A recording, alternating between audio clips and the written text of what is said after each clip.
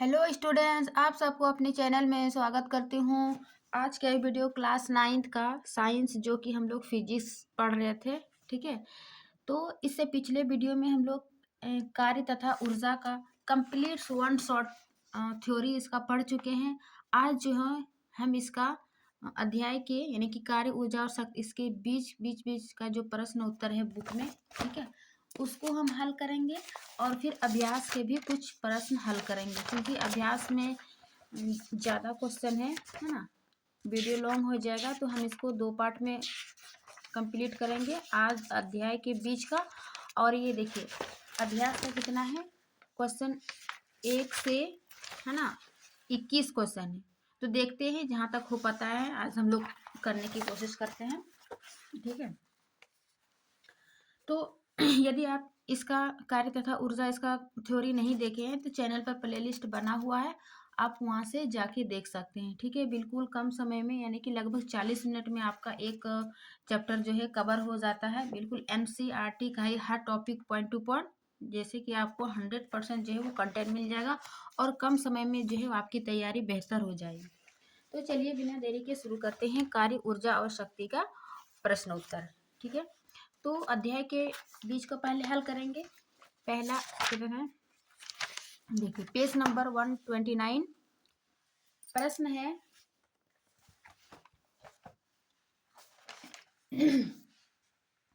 कि किसी वस्तु पर 7 न्यूटन बल लगाया जाता है, ठीक है। किसी वस्तु पर 7 न्यूटन बल लगता है। मान लीजिए कि बल की दिशा में विस्थापन 8 मीटर है, ठीक है।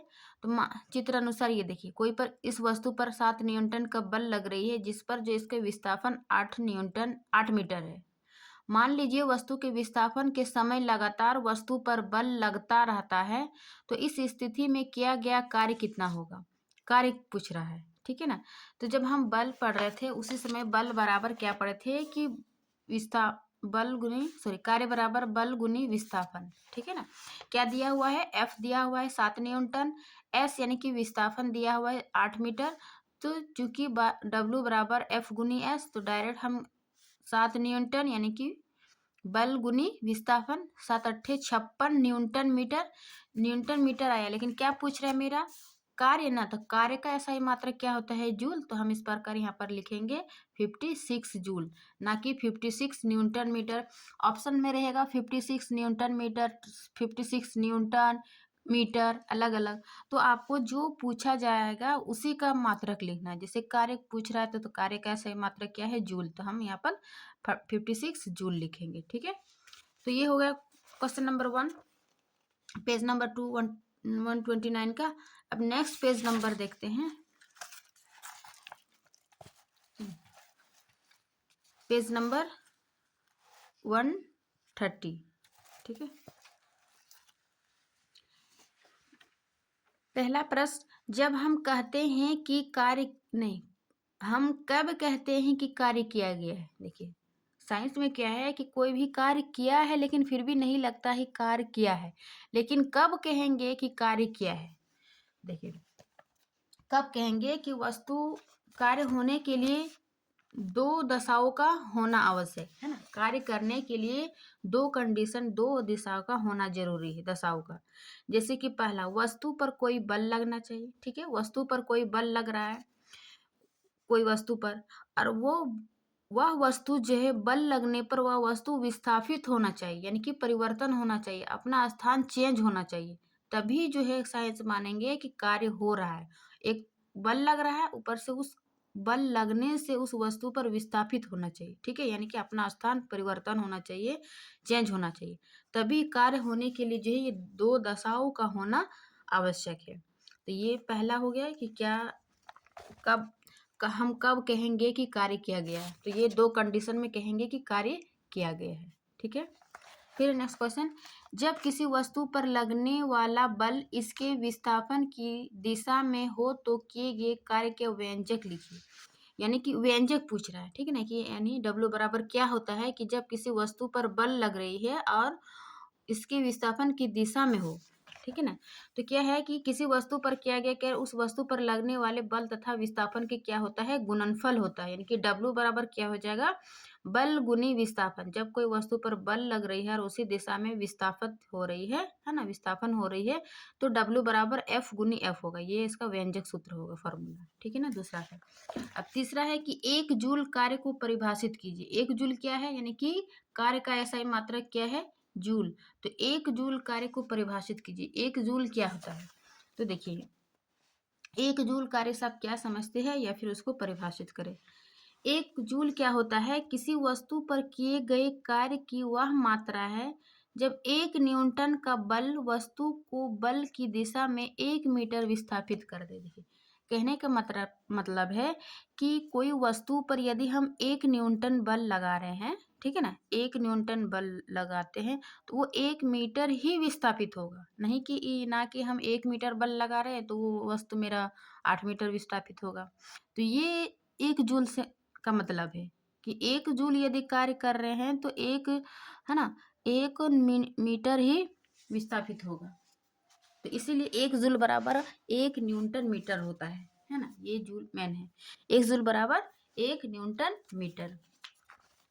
फिर नेक्स्ट क्वेश्चन क्या है, 4 नंबर, बैलों की एक जोड़ी खेत जोतते समय किसी हल पर 140 न्यूटन बल लगाती है। ठीक है, जोता गया खेत 15 मीटर लंबा है। खेत की लंबाई को जोतने में कितना कार्य किया गया। देखिए कार्य पूछ रहा है, न्यूटन दिया हुआ है, जोता गया खेत का लंबा यानी कि विस्थापन दिया हुआ है। तो डायरेक्ट हम गुना कर देंगे, क्योंकि W बराबर क्या होता है, F गुनी S, यानी कि बल गुनी विस्थापन।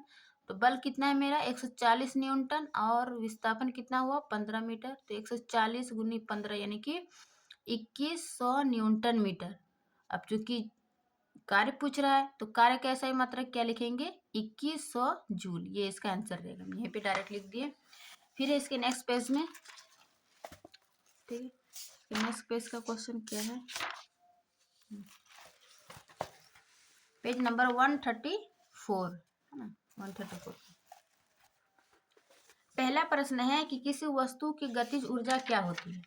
ठीक है, ऊर्जा जो है वो कई प्रकार के बताए थे, गतिज ऊर्जा, स्थितिज ऊर्जा, उसमें ऊर्जा, रासायनिक ऊर्जा। ठीक है ना, तो यहाँ पर पूछ रहे हैं गतिज ऊर्जा क्या होती है।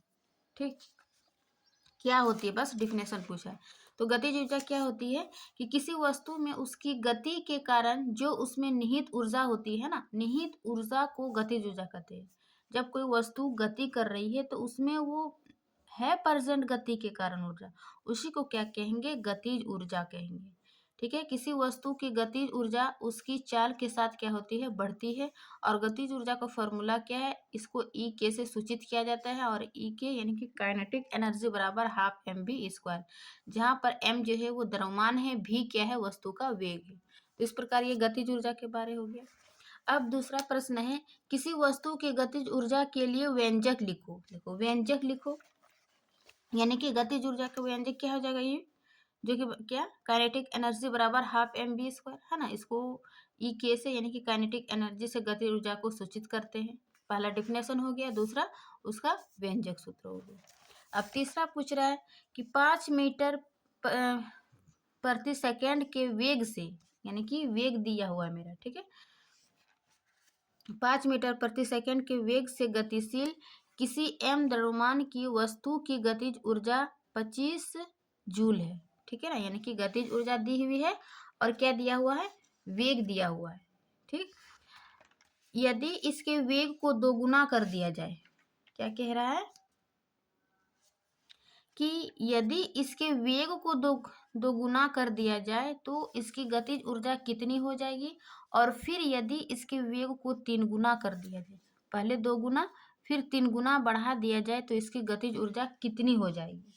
ठीक है ना, तो इसको हम क्या कहते हैं, फॉर्मूला में पुट करके देखेंगे कि उस पर क्या प्रभाव पड़ रहा है। ठीक है, देखिए ये पेज नंबर 134 का तीसरा प्रश्न है। क्या दिया हुआ है मेरा, वस्तु का द्रव्यमान बराबर m दिया है, वस्तु का वेग 5 मीटर प्रति सेकेंड और गतिज ऊर्जा पूछ रहा है ना। गतिज ऊर्जा 25 जूल है। तो गतिज ऊर्जा क्या होता है, काइनेटिक एनर्जी बराबर हाफ mv²। कितना दी हुई है, 25 है ना, काइनेटिक एनर्जी ही 25 दी हुई है। अब क्या करेंगे, इसी फॉर्मूला में हम इसको पुट करके m का मान निकाल लेंगे। क्योंकि m मेरा नहीं दिया हुआ, क्या दिया हुआ है, v है।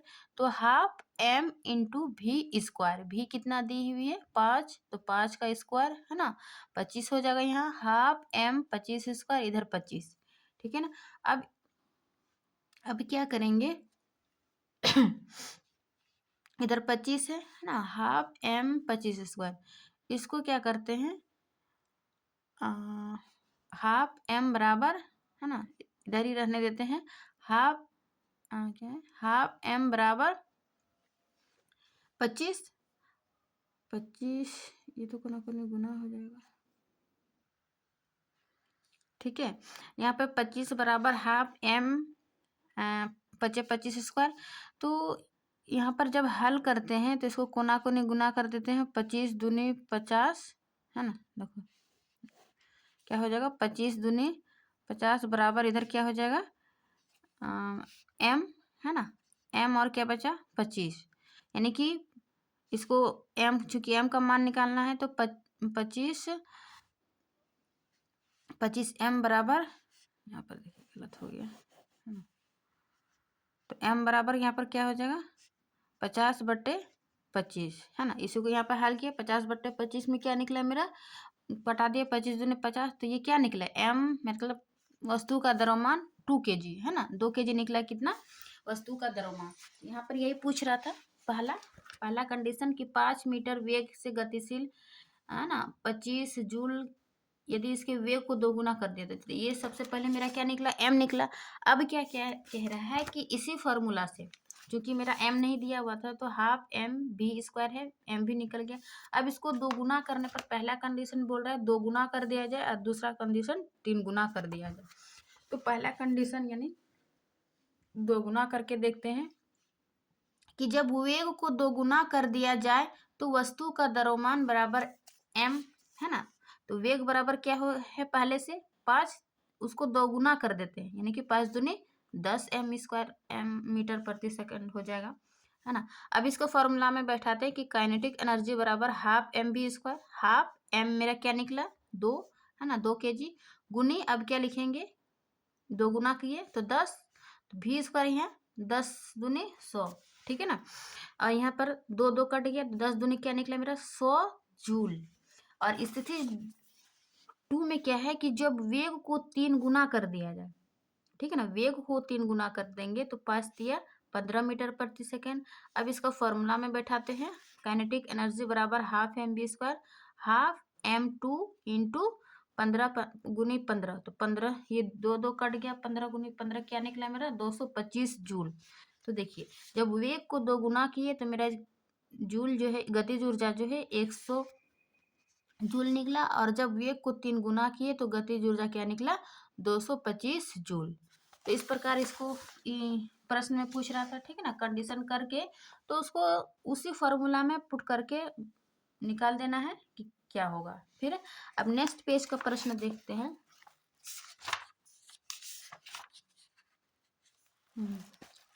Page number 139।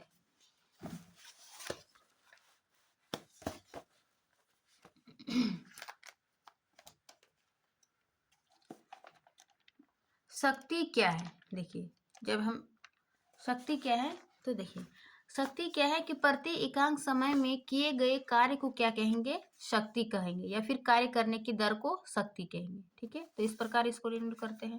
अब दूसरा है 1 वाट शक्ति को परिभाषित कीजिए, और शक्ति बराबर जो है कितना कार्य किया गया है एकांक समय में, यानी कि पावर बराबर W/T, ठीक है, या फिर पावर बराबर कितना एनर्जी ऊर्जा खपत हुई है एक प्रति समय में, ठीक है ना। तो P बराबर W/T या फिर P बराबर E/T, ठीक है ना। अब वही पर प्रश्न है कि 1 वाट शक्ति को परिभाषित कीजिए, यानी कि शक्ति का ऐसा ही मात्रक जो है वो वाट होती है, ठीक है ना। तो एक शक्ति को क्या है, 1 वाट शक्ति को परिभाषित कीजिए, ठीक है। तो 1 वाट शक्ति जो है वो क्या होती है, देखिए 1 मिनट,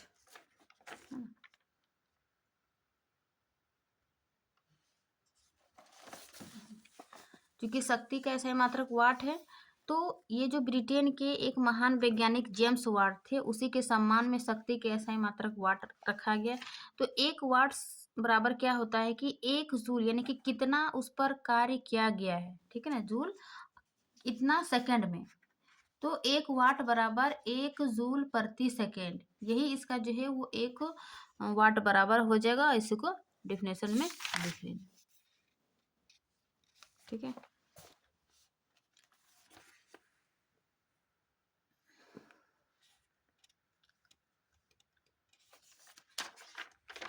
या फिर आप थोड़ा सा और अच्छा से लिखना चाहते हैं तो 1 वाट यानी शक्ति क्या होता है कि 1 वाट उस अभिकर्ता या फिर एजेंट की शक्ति है जो 1 सेकेंड में 1 जूल कार्य करता है। जैसे 1 वाट बराबर 1 जूल प्रति 1 सेकेंड है ना, 1 वाट बराबर 1 जूल प्रति 1 सेकेंड, यानी कि जूल प्रति सेकेंड।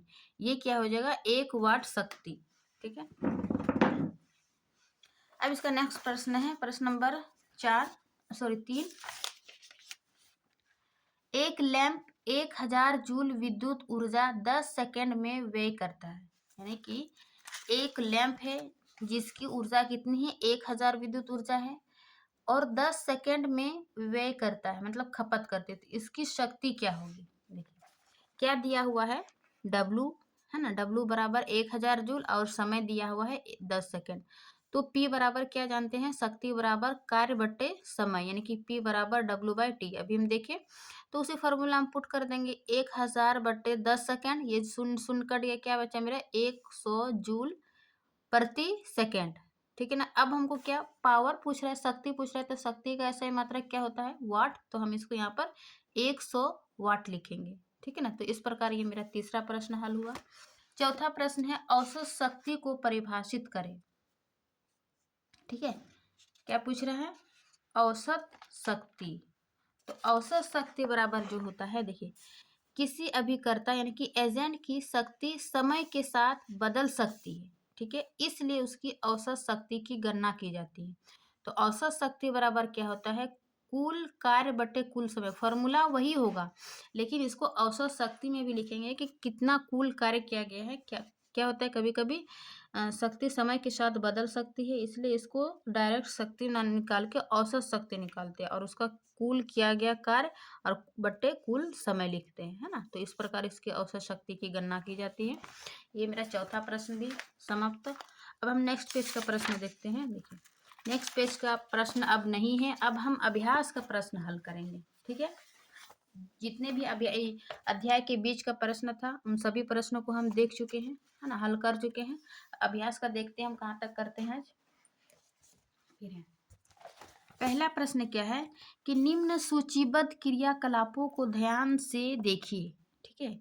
निम्न सूचीबद्ध क्रियाकलापों को ध्यान से देखिए, अपनी कार्य शब्द की व्याख्या के आधार पर तर्क दीजिए, है ना। यानी कि आपको शब्द की व्याख्या के आधार पर तर्क देना है कि इनमें कार्य हो रहा है अथवा नहीं, है ना, कार्य हो रहा है अथवा नहीं, वो आपको तर्क के साथ जवाब देना है, ठीक है। क्या है, पहला कि सुमा एक तालाब में तैर रही है, ठीक है ना। तो तर्क आपको देना क्या देना है कि कार्य हो रहा है अथवा नहीं। तो देखिए सीमा तालाब में तैर रही है, कार्य हो रहा है। क्यों कार्य हो रहा है, क्योंकि सुमा अपने हाथों से बल लगाकर पानी को पीछे धकेलती है। बल के लिए क्या बताए थे कि जब कोई वस्तु पर बल लगा रही है ना, बल लगता है तो वस्तु जो है वो विस्थापित होती है, ठीक है, वस्तु आगे है ना विस्थापित होती है, स्थान चेंज करता है।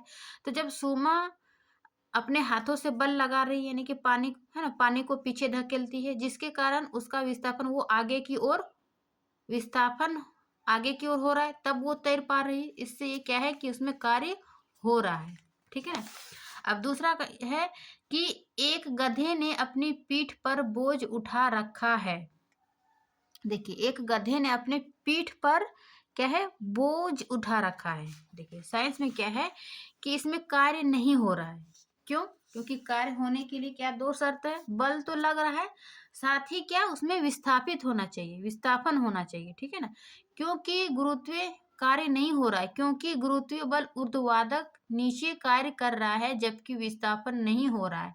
बोझ तो उठाया, ठीक है ना, बल तो लगाया, लेकिन विस्थापन नहीं हो रहा है क्योंकि वो बोझ उठा के क्या कर रहा है, बोझ उठा रखा है, तो वो ऊर्ध्वाधर मतलब नीचे कार्य कर रहा है, जबकि विस्थापन नहीं हो रहा है। तो इस पर जो है कार्य नहीं हो रहा है, कारण देना है कार्य हो रहा है अथवा नहीं, और तर्क दीजिए, ये इसका तर्क है। फिर ये तीसरा, एक पवन चक्की यानी कि विंड मिल कुएं से पानी उठा रही है।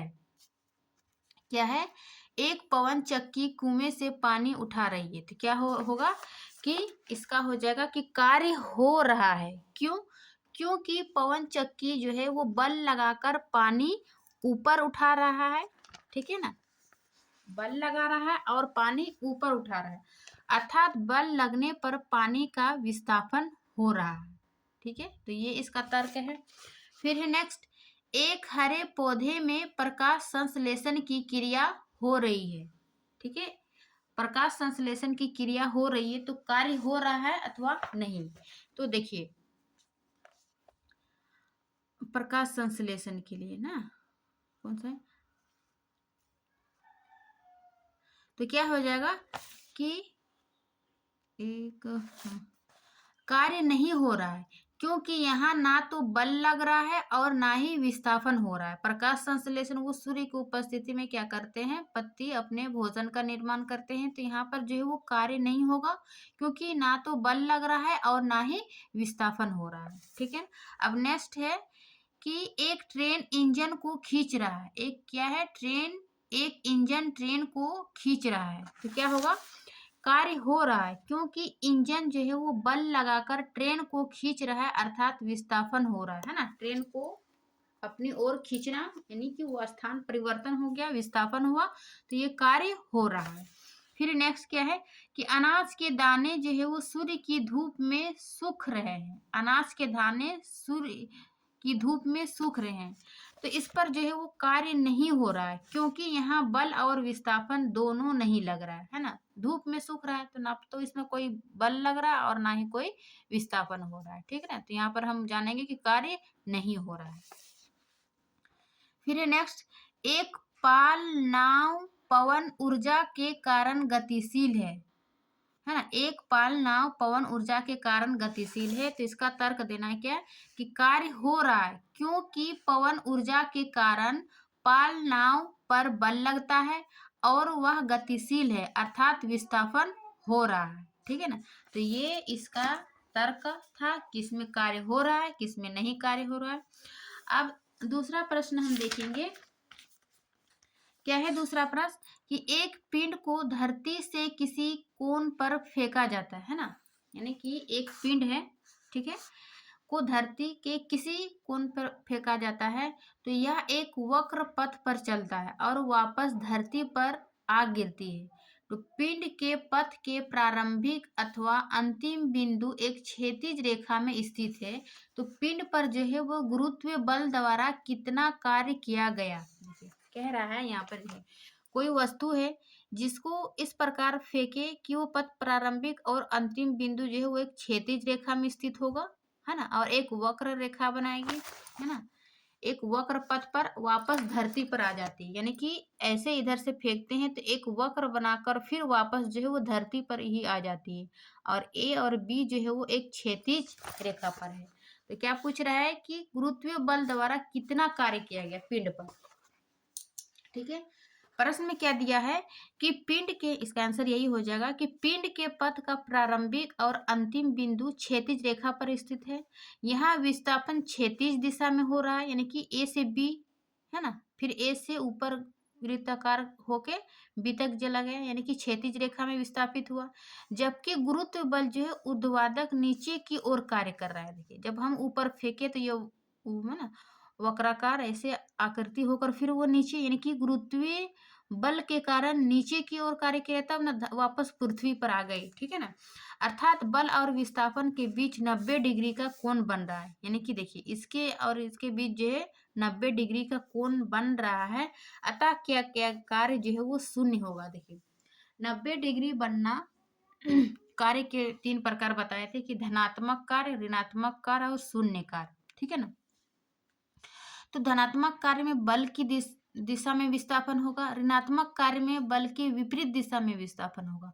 और शून्य बल में, है ना, शून्य कार्य में क्या होगा, या तो बल और विस्थापन के बीच 90 डिग्री होगा, या तो उनके बीच जो है विस्थापन शून्य होगा, है ना। तो ये शून्य कार्य का उदाहरण कि उनके बीच जो है वो 90 डिग्री का कोण बन रहा है, अतः ये कार्य शून्य होगा। ये इसका पूरा आंसर हो जाएगा 2 नंबर।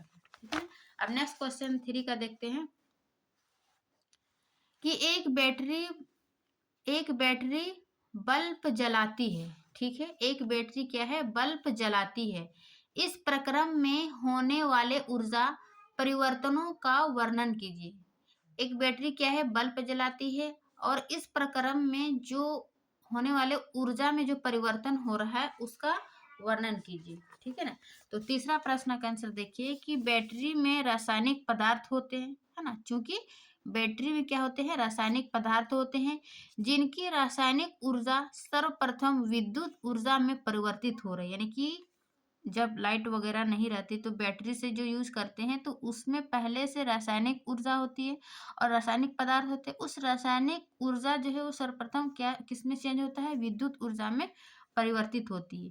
तथा बल्ब जलने पर विद्युत ऊर्जा का उष्मा में, जब बल्ब जलती है तो विद्युत ऊर्जा किसमें चेंज हुआ, उष्मा, फिर उष्मा जो है प्रकाश ऊर्जा में रूपांतरित हो जाता है। तो ये इसका आंसर है तीसरा का। ठीक है। अब चौथा प्रश्न क्या है कि 20 केजी द्रव्यमान पर लगने वाला कोई बल, क्या है, 20 केजी द्रव्यमान पर लगने वाला कोई बल इसके वेग को 5 मीटर प्रति सेकेंड से 2 मीटर प्रति सेकेंड में परिवर्तित कर देता है। यानी कि कोई वस्तु जो है जिसकी द्रव्यमान 20 केजी है और उसका वेग 5 मीटर प्रति सेकेंड से 2 मीटर चेंज हो जाता है। ठीक है ना। तो बल द्वारा किया गया कार्य का परिकलन कीजिए, यानी कि कार्य निकालने बोल रहा है। तो आज देखते हैं कि क्या दिया हुआ है और क्या निकालना है। ठीक है ना। दिया हुआ क्या है, m, है ना, यानी कि द्रव्यमान 20 केजी और प्रारंभिक वेग 5 और अंतिम वेग v। ठीक है ना, यानी कि 5 मीटर प्रति सेकंड से 2 मीटर प्रति सेकंड हो जाता है। तो बल द्वारा किया गया कार्य क्या होगा कि बल द्वारा किया गया कार्य बराबर गतिज ऊर्जा में परिवर्तन बराबर अंतिम ऊर्जा माइनस प्रारंभिक ऊर्जा। ठीक है, यानी कि गतिज ऊर्जा में उसका परिवर्तन हुआ तो गतिज ऊर्जा का फॉर्मूला क्या हुआ, half M V square minus half M U square. ठीक है, तो हाफ एम बी स्क्वायर, फिर उसी को भी, है ना, और यू में बैठा देते हैं। सबसे पहले इसको एम को कॉमन ले लिए, हाफ एम भी स्क्वायर माइनस यू स्क्वायर। ठीक है ना, गतिज ऊर्जा का अंतिम और प्रारंभिक वेग, अंतिम को यहाँ भी और प्रारंभिक को यहाँ यू किए। ठीक है, यहाँ तक तो समझ में आ रहा है। अब हाफ एम, चूंकि दोनों का क्या है, हाफ एम क्या है 20, तो 20 केजी यहाँ पे लिखे। उसके बाद भी क्या है, अंतिम, है ना, अंतिम ऊर्जा भी स्क्वायर यानी कि 2 का स्क्वायर। उसके बाद प्रारंभिक 5 का स्क्वायर।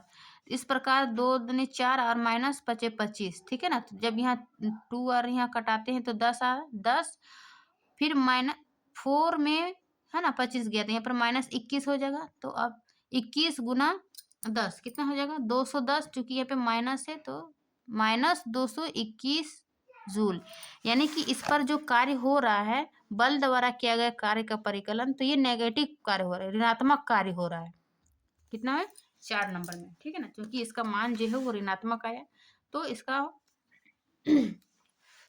एम द्रव्यमान दिया हुआ है, अंतिम वेग प्रारंभिक वेग निकाल के जो परिवर्तन हुआ उसको गतिज ऊर्जा में, है ना, दोनों को माइनस कर दिए तो ये मेरा कार्य किया गया कार्य निकला।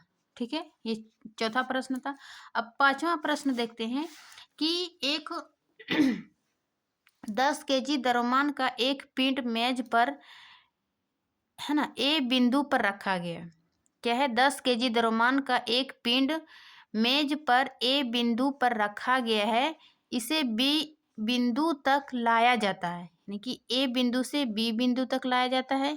एक 10 केजी का द्रव्यमान है, इसको बिंदु ए से बी तक लाया जाता है। ठीक है ना, लाया जाता है। यदि ए और बी को मिलाने वाली रेखा क्षैतिज है तो पिंड पर गुरुत्वीय बल द्वारा किया गया किया गया कार्य कितना होगा, है ना। ए से बी गया तो किया गया कार्य कितना होगा, अपने उत्तर की व्याख्या कीजिए, यानी कि आपको एक्सप्लेन करके बताना है। तो देखिए 5 नंबर का क्या होगा। दिया है कि बिंदु ए और बी को मिलाने वाली रेखा क्षैतिज है ना। बिंदु ए और बी को मिलाने वाली रेखा जो है वो क्षैतिज है और ये 10 kg के द्रव्यमान है, ठीक है ना। जबकि 10 kg के एक पिंड गुरुत्वीय बल पर ऊर्ध्वाधर नीचे की ओर कार्य कर रहा है, अर्थात बल तथा विस्थापन के बीच 90 डिग्री का कोण बनेगा। यानी कि जब वो नीचे गुरुत्वीय बल के कारण कार्य करेगा तो ये 90 डिग्री के कोण बनेगा, है ना। और 90 डिग्री पर क्या बनता है, जैसे अभी हम यहाँ पर देखे थे 90 डिग्री का कोण बन रहा है, तो बल तथा विस्थापन के बीच 90 डिग्री का कोण बन रहा है, अतः किया गया कार्य जो है वो शून्य होगा। जहां पर भी 90 डिग्री का कोण बनेगा और गुरुत्वीय बल ऊर्ध्वाधर नीचे की ओर कार्य करेगा कोई पिंड, तो वहां पर 90 डिग्री बनेगा। 90 डिग्री जो बनने के कारण वहां पर कार्य जो है वो शून्य होगा, ठीक है ना। तो ये 5 नंबर का क्वेश्चन था। अब हम छठा प्रश्न देखते हैं। आज हम यहीं पर रहने देते हैं 5 क्वेश्चन तक। नेक्स्ट इसका पार्ट 2 लेकर आएंगे, तो 6 से जो है वो इसका कंप्लीट कर देंगे 21 तक, है ना। क्योंकि वीडियो जो है वो लंबी हो जाएगी। अभी जितना बताएं कि अध्याय के बीच का प्रश्न उत्तर और यहाँ 5 नंबर तक, तो आप 5 नंबर तक बना के रखिए। उसके बाद इसके नेक्स्ट पार्ट वीडियो में हम इसका पार्ट 2 यानी कि जो भी बचा हुआ बाकी रेस्ट अभ्यास का सभी कंप्लीट करेंगे, ठीक है। वीडियो अच्छी लगी तो वीडियो को लाइक एंड सब्सक्राइब जरूर करिए अपने दोस्तों के साथ जो क्लास 9th में है, या फिर आप क्लास 9 के किसी भी एग्जाम के लिए एनसीईआरटी आप पढ़ रहे हैं उसके लिए भी ये वीडियो काफ़ी हेल्पफुल रहेगा। तो चलिए मिलते हैं इसके नेक्स्ट वीडियो में, तब तक के लिए थैंक यू।